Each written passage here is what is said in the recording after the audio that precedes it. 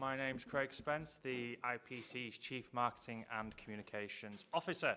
Today I'm joined on the top table by Andrew Parsons, the IPC President, who shortly will provide you with an update on the suspension of the Russian Paralympic Committee. We were hoping to be joined today by Chelsea Gotel, who is the chairperson of the IPC Athletes Council, so that she could give an athlete's viewpoint on the latest update.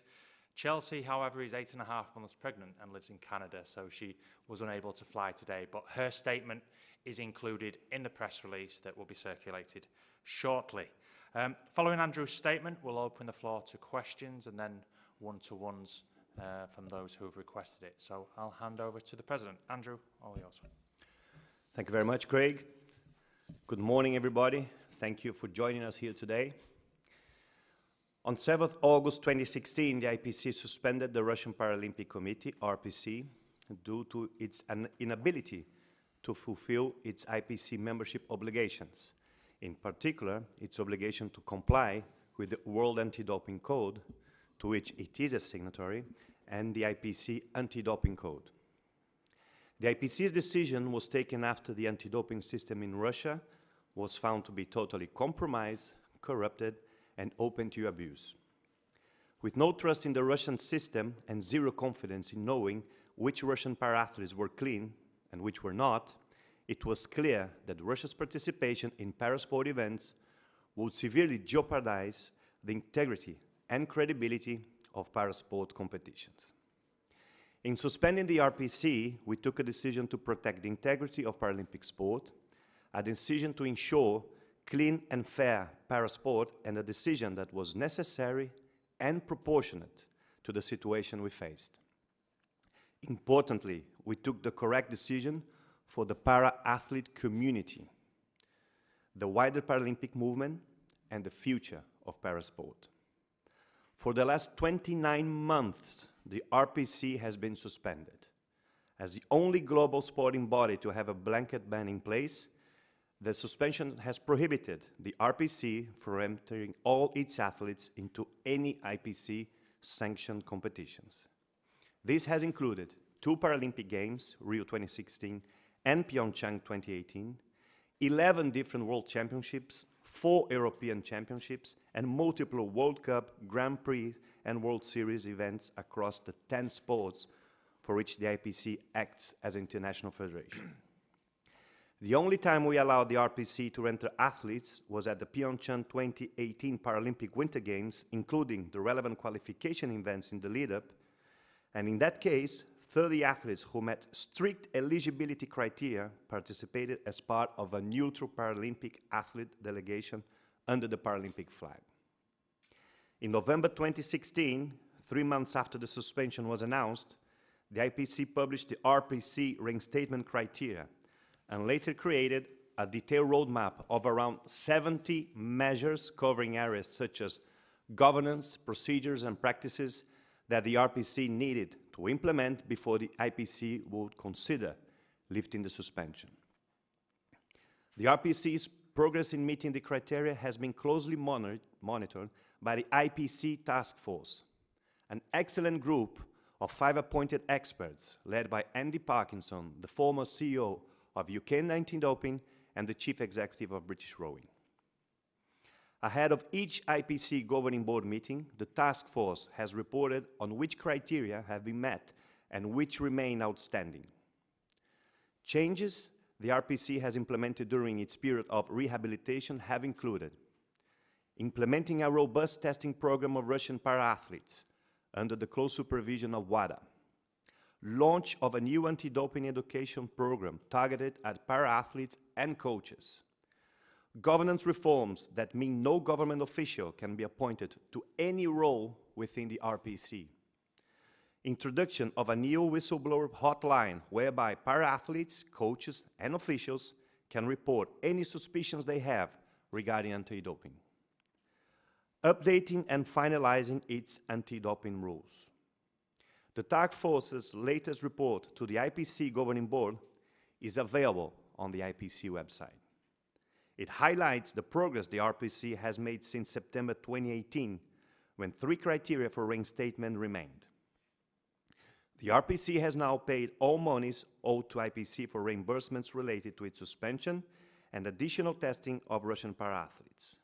The task force also acknowledged that the World Anti-Doping Agency, WADA, albeit conditionally, reinstated the Russian Anti-Doping Agency, a move that was confirmed on January the 22nd. In terms of the final criterion, the IPC task force was unanimous that neither the Russian Federation nor, by consequence, the RPC have accepted the McLaren report. As a result, the task force considered that the IPC reinstatement criterion relating to the McLaren report is not met. The task force did note, however, that WADA, as part of its conditional reinstatement of USADA, had determined that the matter of the McLaren report was adequately addressed through the acceptance of an alternative report, notably the IOC's own Schmidt report. It needs to be noted, though, that the IPC task force did question whether the Russian Federation has even accepted the findings of the Schmidt report, but rather accepted a decision made by the IOC. The IPC reinstatement criteria, drafted back in November 2016, do not refer to the acceptance of any alternative report by Russia. It is very black and white and calls for the provision of an official response that specifically and adequately addresses the findings made by the McLaren report and the McLaren report only.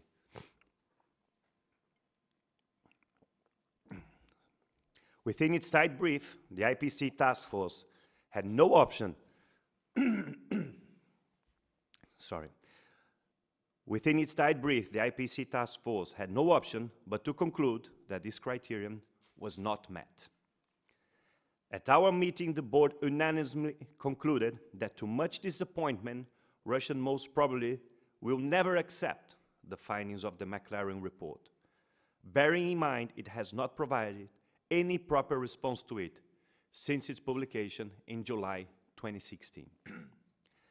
Therefore, the board was faced with a fairly straightforward question. Should we dig our heels in and continue waiting for a very unlikely Russian response to the McLaren report, a move that will keep the RPC suspended indefinitely and as a result, Russian para-athletes ineligible to compete? Or do we consider whether it is possible to find another way forward to enable the RPC to comply with its IPC membership obligations? The board chose the latter and decided to lift the suspension under strict conditions. Back in August 2016, the IPC suspended the RPC because it was necessary and proportioned to the situation we faced and essential to ensure clean sport.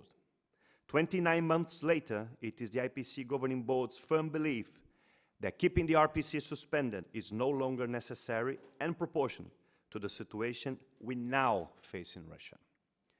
During its suspension, the RPC has implemented 69 measures which provide the IPC with confidence that it is now a very different organization.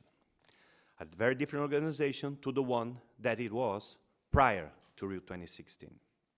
Russian para-athletes are amongst and will continue to be the most tested athletes in the Paralympic movement. Under the supervision of WADA, USADA has effectively been rebuilt from the ground up, is back-testing, and is conditionally reinstated by the global body responsible for it. With these factors in mind, maintaining the RPC suspension on the grounds of Russia's continuing refusal to not accept the McLaren report does not seem right. We need to move things forward and find a solution that protects the integrity of parasports, acknowledges the significant reforms by the RPC, and enables the RPC to comply with its membership obligations. Of course, I know that many para-athletes will have a significant interest in today's decision. My message to them is that 6 of the IPC Governing Board's 13 voting members are para-athletes, who between them have competed in 14 Paralympic Games. All of them, including IPC Athletes Council Chairperson Chelsea Gottel, fully back this decision. They are supportive because with the conditions the RPC must continue to meet over a period of 3 years, we are confident that we can ensure a level playing field for all para-athletes, and that the participation of RPC will no longer jeopardize the integrity and credibility of parasport competitions. In fact, the lack of acknowledgement of the McLaren report has provided the opportunity for the International Paralympic Committee to keep monitoring RPC activities for the next 3 years, until 31st December 2022. As I mentioned earlier, the IPC is only conditionally lifting the RPC suspension. By no later than 15 March, the IPC will publish post-race statement criteria identifying the core high-level requirements that the RPC must continue to meet to maintain its conditional reinstatement of membership of the IPC. If at any stage of the post-reinstatement criteria are not met, the IPC Governing Board may reconsider the status of the RPC's conditional reinstatement and may, among other things, immediately revoke such conditional reinstatement on such terms as it sees fit. Amongst the conditions will be that the RPC remains compliant with all the requirements of the World Anti-Doping Program and the IPC Anti-Doping Code.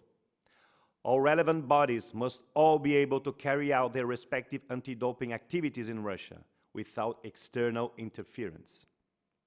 WADA must not be declared non-compliant by WADA.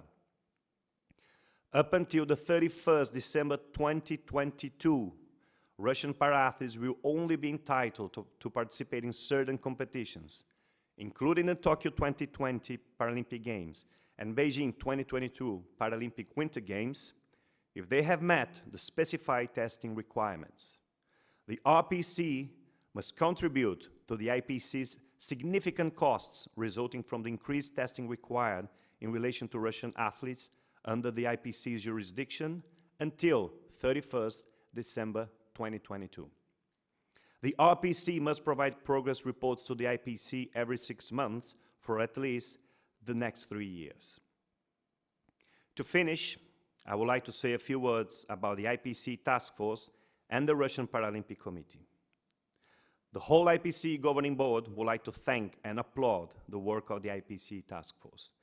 The team of 5 globally renowned and trusted experts gave up their own time to monitor the RPC's progress in meeting the reinstatement criteria.